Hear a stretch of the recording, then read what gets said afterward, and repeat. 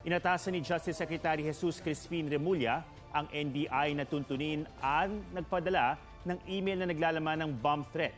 Isang nagpakilala ng Takahiro Karasawa ang nagpadala ng email at nagbabalang may pasasabugin na bomba sa mga ahensya ng gobyerno bandang alas 3 ng hapon.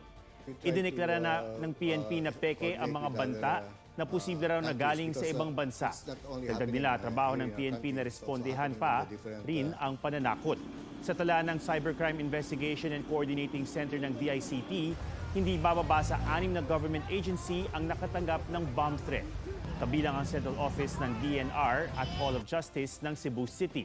Sa Bataan, sinuspindi ang klase sa mga pampublikong paaralan sa ilang bayan dahil sa bomb threat sa Provincial Office ng DepEd.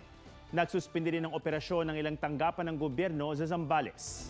Dapat seryosohin ang anumang bomb threat at i-report ito sa kinauukulan. Narito po ang tips ng PNP sakaling makatanggap ng bomb threat.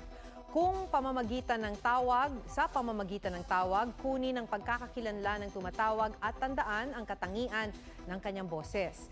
Ilista rin ang kanyang eksaktong mga salita.